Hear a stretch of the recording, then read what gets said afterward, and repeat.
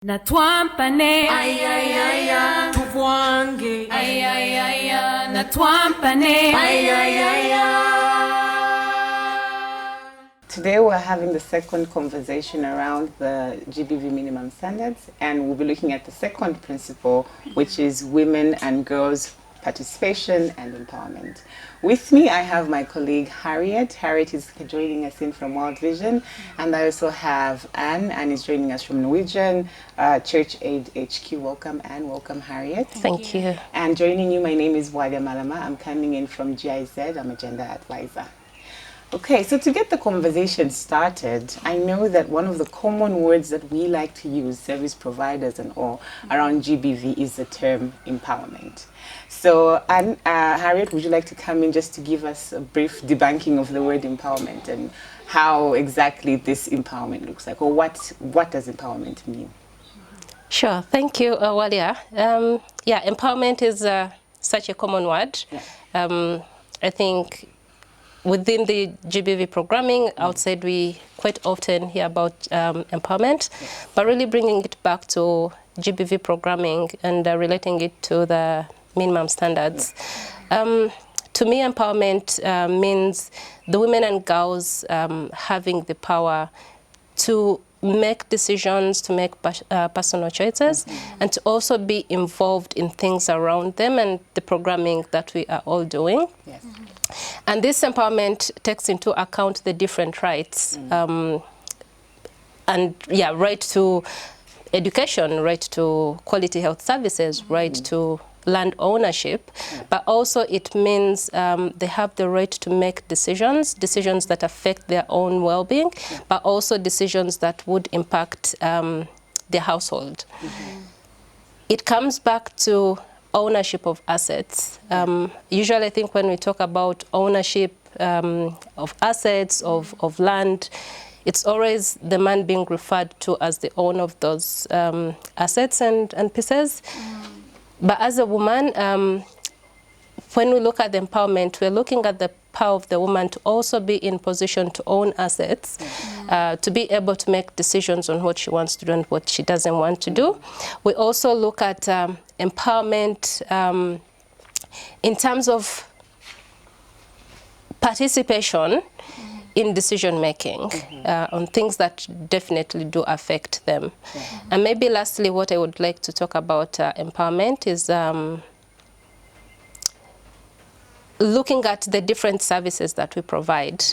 So even like within World Vision and NCA, when we are talking about empowering women and girls, and we are talking about GBV response and prevention services, when we start using the word empowerment, we should be sure that the response services we are talking to the women and girls about are actually available within the spaces that we are working, and that they are able to equally participate in those services. They're able to access them in a timely manner, but they also have the stake in ensuring that those services are of quality.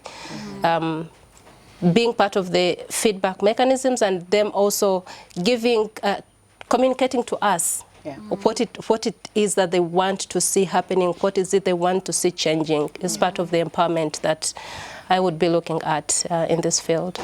Thank you so much for that. And I like how you bring out the aspect of the word empowerment. You kind of redefined it to having the power. You know, the word having the power, the woman or the girls or the survivors, could be the men or the women, having that power. It's not something that is, you know, given, but you have it in you. Yeah, exactly. I think the word empowerment, as you're saying, a very common phrase that we use, and we might also, you know, misuse. Anne, would you like to come in? Yeah, so thinking of empowerment, I'm thinking about gender-based violence in itself being disempowering. Someone is abusing your right to choose what you want to do, or your right to physical safety, emotional well-being, that is being stripped of you, and that is disempowering. So for me, empowerment comes in as a very important role we play in ensuring we remind the survivors, but also being mindful of the inequalities that exist, the power imbalances that we all know about. It's with a lot of pride that we talk about the roles of men, but what kind of importance have we given to the roles played by women? How do we respect them? How do we engage them? So now that that is already existing, then we come in to give them some power, to remind everyone in community that we all need that. We all need to play a role in our lives. Yeah. Okay, thank you so much for that. And why would you think, why do you say, because I heard you talk about roles and participation, so now this brings me to the next question, which is why do you think it is important to ensure that women especially and girls are participating? Yeah, so I would also still relate to what we've just discussed of the inequalities that exist, the gender inequalities, and this means there are a lot of risks that happen deep inside the communities, in homes, at workplaces, and out there. There are a lot of inequalities that is actually an uncomfortable discussion to bring on board. But now that we are aware, now that we know that exists, then how do we engage, how do we allow women and girls to have spaces? And by spaces, I just don't mean a physical structure, but how do we give them a platform where we will hear about their risks, we'll hear about their fears, we'll hear about the barriers they're facing to access services. So Harriet initially mentioned about intersectionality, which is quite a big word, but basically meaning that as a survivor of GBV, she could be coming in to see us, but she has all these other needs. The sexual and reproductive health, it's a health need, but could easily expose a woman or make her vulnerable if she doesn't access the services. So how do we get to understand the challenges they're facing and design our programs in a way that is responding to those needs and addressing those barriers and dealing with those risks from what they've said, not from what we think is right. Of course, that's very key. Key from what the survivor has brought in. And also, would you say then that it is important to bring in key players when it comes to ensuring the participation of women? Like key players, of course, I'm referring to, we mentioned about having communities and workplaces, which means we have men and women in these workplaces. So what would you say is the importance in ensuring, for example, men understand that, you know, the imbalances of powers between men and women affects women a little bit more as compared to men. What would you say could be a deliberate direction that resource partners or actors would take to ensure that they pull the men in understanding this particular participation that we're talking about? Yeah, so you've just mentioned that affects women a little bit more. A little bit more. And I would like to go to, data doesn't lie. Data doesn't lie. So for women globally, I was just watching something where it says it's 82% who are survivors of GBV. But we have, I think in a recent trends within World Vision and NCA, it goes almost to 90% being women and girls. So with sharing that's a big percentage. That's a huge difference, So understanding it from that level, what's the percentage? I think that is an eye-opener in itself, so that we understand it's not only just women, but let's look at the adolescent girls. Let's look at issues of, let's say, survival sex. Survival sex, which quote-unquote sex workers would say, really, it's adolescent girls. So that gives us a picture, and sharing this information with key people, key stakeholders like government, different specific ministries, Ministry of Gender. This really gives us a position to start to open that discussion for us to understand how the problem is big. And maybe just adding on to that, when we kind of get back to understanding GBV itself, understanding the root causes of GBV. We'll look at the power imbalance and the inequalities. And really when you try to unwrap those, when we look at who within a household, for example, has power, we always have the man has the most power. When we look at the gender inequalities, we always find that the boy child will always have more opportunities compared to the girl child. If there isn't enough money to send both boys and girls to school, the boy will be sent to school while the girl helps with the chores at home. So right from the culture setup and the patriarchal nature of our societies, I think that already puts the limitations on women's participation and empowerment, which also gets into the limited participation of women in leadership positions. Right at the communities, you would find it's more men in leadership positions. If we have the women, even like within a community structure, they're going to be secretaries on that structure. You're not going to find the women leader in that structure. So this is really the empowerment, is to enable us understand those existing inequalities and work collaboratively with all the different stakeholders on how can we have the women as well partake of those responsibilities, become influencers and advocates for equality within our work. Okay. Thank you so much for that. So since we're talking about creating an enabling environment, creating an environment for participation for women especially, how would you then say, I'll start with Harriet, how would you then say that your organization, World Vision, as you are working in various programs around GBV, how would you say you are contributing to creating this safe space for empowerment and participation for women in your programming? Thank you. So our program, basically the Natwampane program, is really looking at addressing the challenges that we are talking about of GBV. How do we work as World Vision, but also collaborate with other stakeholders in preventing GBV within our communities?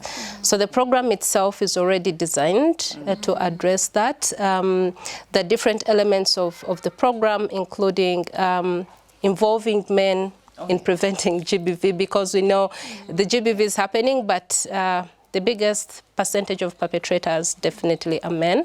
So as we work towards prevention, there is no way we can work in isolation without having men on board, the young boys as well being part of the solutions. Collaborating with the other partners within this same project, MCA and all the others, is really an effort to make sure that we are all working together to reduce the impact of GBV. You can never find a single NGO in the space saying they're doing GBV.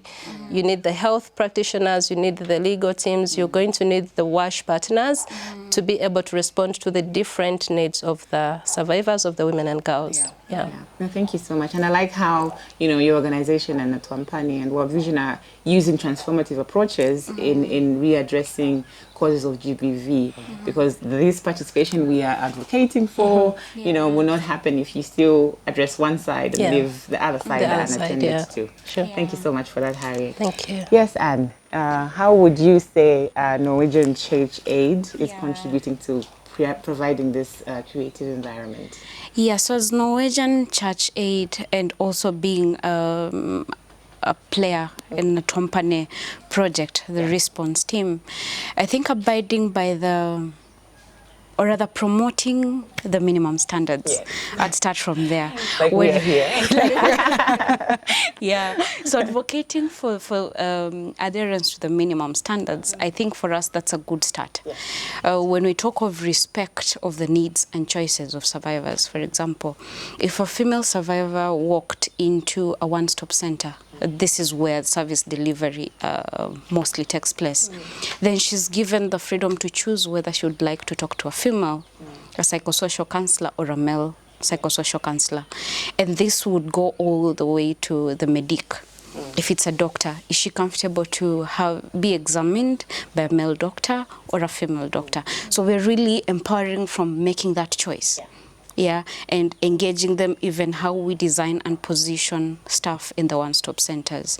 And this doesn't just stop there, it goes all the way to the legal, because we have legal teams, lawyers who are female and those who are male, so that they can understand each other at different levels and depending on how comfortable they are. Yeah, so we also work with different community structures like chiefs. Just recently we engaged a chieftainess. I don't know if that's the right way yeah. It is Yeah. Yeah. And that for me in itself is recognizing the fact that she's a chief. And she's female. And so we take advantage of her role.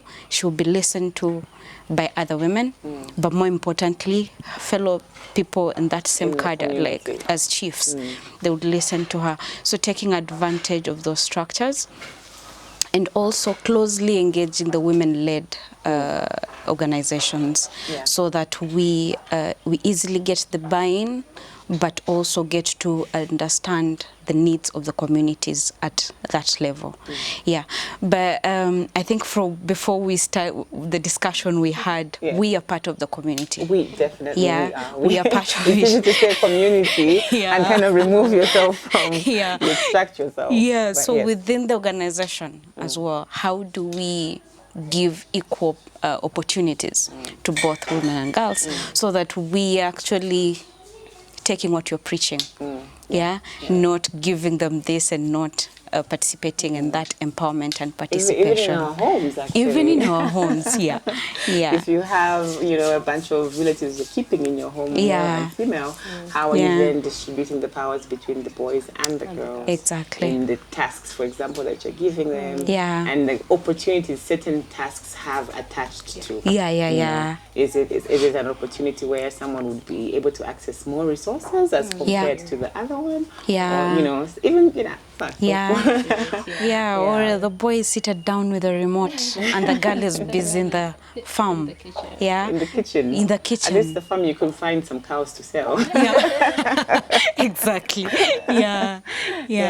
Okay, then thank you so much for joining me, Harriet and Anna. It's been lovely having you here with us, discussing the GBV minimum standards, and we hope that we'll continue to further have more conversations and have you join us.